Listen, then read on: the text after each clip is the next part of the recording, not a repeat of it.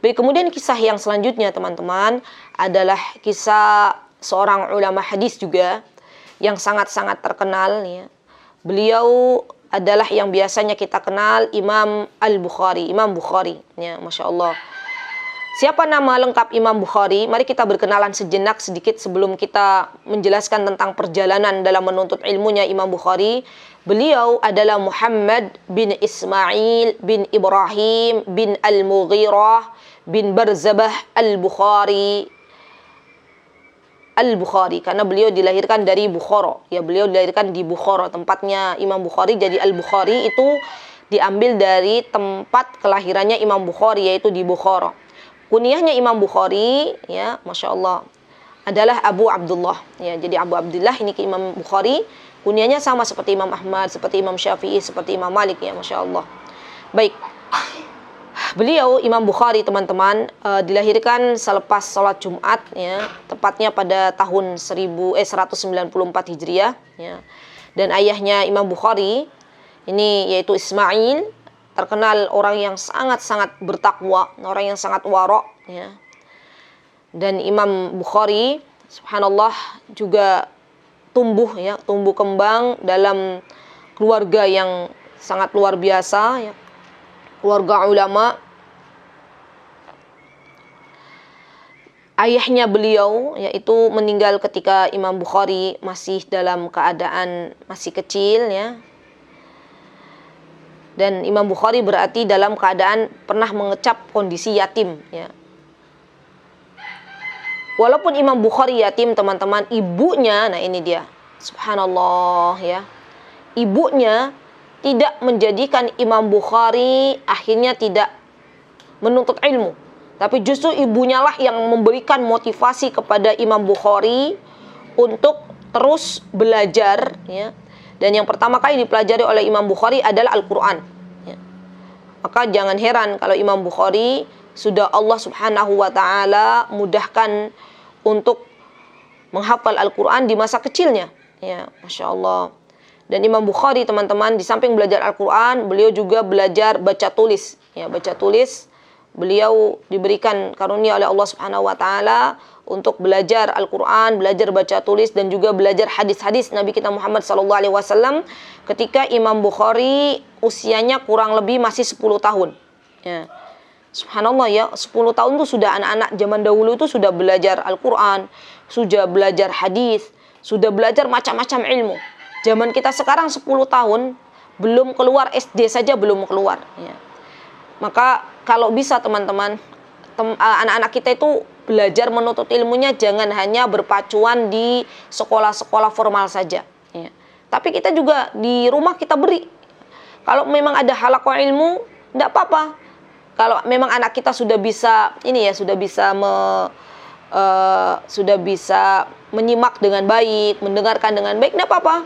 Ditaruh di samping kita, dengarkan halaqah-halaqah ilmu pada masa pandemi ini.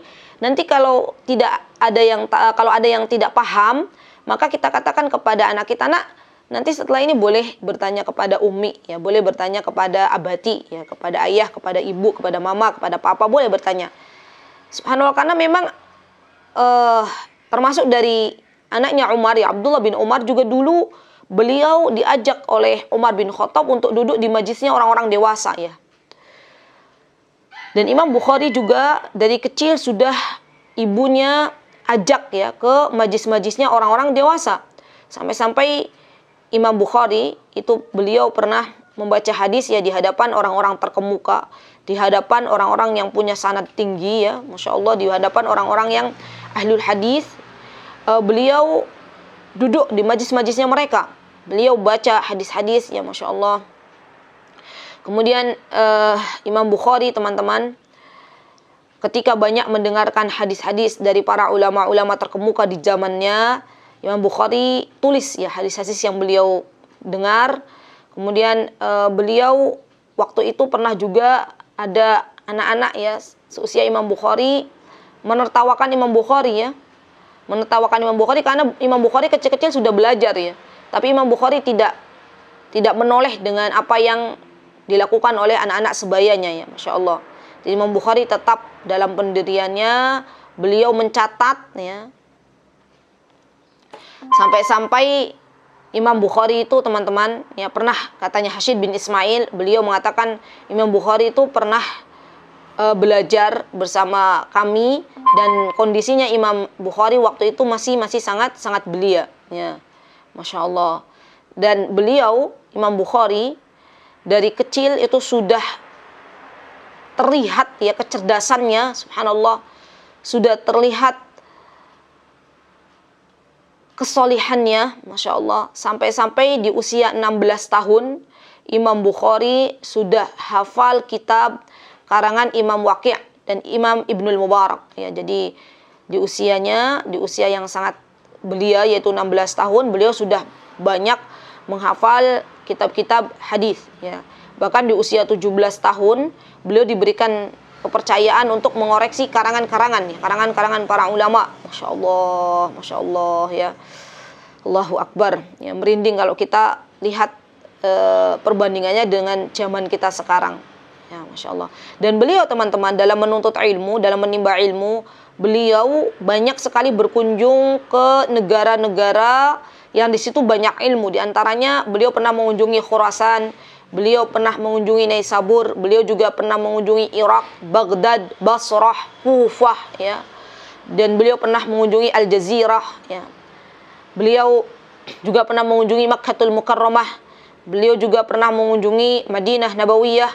Bahkan beliau selama 6 tahun lamanya ya, beliau duduk di Makkatul Mukarramah ya. Beliau ketika berada di Makkah, beliau sudah mengarang sebuah kitab yaitu Tarikh Al-Kabir ya. Tarikh Al-Kabir ini adalah karangan Imam Bukhari. Jadi Imam Bukhari ketika rihlah itu bukan hanya rihlah ya, tapi punya tujuan utama. Di antaranya belajar dan menulis ya, Masya Allah. Ini luar biasa Imam Bukhari. Karangan-karangannya itu teman-teman sangat-sangat banyak ya. Dan yang sangat terkenal yang kita bisa nikmati sampai saat ini ya, yaitu bukunya Imam Bukhari ya, Kutubus Sitt ya, kitab Al-Bukhari ya, Masya Allah. Kitab Imam Muslim dan Bukhari itu kitab hadisnya banyak, Al-Jami' Al-Musnad As-Sahih min hadis Rasulullah SAW. Ini yang karangan emasnya beliau, namanya kitabnya Al-Jami' Al-Musnad As-Sahih min hadis Rasulullah SAW wa ayyamihi, atau kita terkenal dengan Sahih Bukhari. Jadi teman-teman harus tahu dan kita harus punya sebenarnya kitab Sahih Bukhari di rumah-rumah kita ya. Karena ini salah satu rujukan hadis-hadis sahih ya, yang harus kita miliki. Dan di antara karangan beliau juga teman-teman yang bisa kita baca ya, kitab Al-Adabul Mufrad. Ini pernah waktu itu kita bahas ya, kami bahas di Masjid Al-Hidayah, di masjid daerah Jalan Kaliurang offline waktu sebelum masa pandemi, kitab Al-Adabul Mufrad ya, karangan Imam Bukhari. Beliau juga punya buku yang sangat terkenal At-Tarikhul Awsat ya, Ad-Du'afa'ul Kabir, Ad-Du'afa'ul Saghir ya. Beliau juga punya buku At-Tafsirul Kabir, Awail As-Sahaba, dan masih banyak lagi, Masya Allah. Allahu Akbar. Sekarang PR-nya untuk kita ya teman-teman, apa yang kita akan tinggalkan ya setelah kita meninggal dunia nanti ya. Kita berdoa kepada Allah Subhanahu wa taala, mudah-mudahan ada karya-karya yang bisa kita tinggalkan, sehingga sebelum kita meninggalkan dunia ini ada ilmu yang bisa nanti kelak bermanfaat, akan dibaca oleh generasi-generasi kita selanjutnya ya. Mudah-mudahan Allah Subhanahu wa taala, ketika Allah Subhanahu wa taala memberikan kepada kita pahala yang sangat luar biasa manakala kita sudah terbujur kaku di kubur dan ilmu yang kita sampaikan menjadi ilmu yang bermanfaat. Masya Allah, itu adalah sebuah hal yang sangat luar biasa. Nah, Imam Bukhari teman-teman, usia beliau ya hanya 62 tahun. Jadi usianya Imam Bukhari tidak lama. Beliau 62 tahun dan beliau meninggal dunia ya, Masya Allah, dengan banyak sekali meninggalkan jejak-jejak ya. Beliau meninggal dunia di usia 254 Hijriah, tepatnya di malam Idul Fitri ya. Subhanallah, semoga Allah Subhanahu wa taala merahmati Imam Bukhari dan melimpahkan rahmat yang luas kepada Imam Bukhari.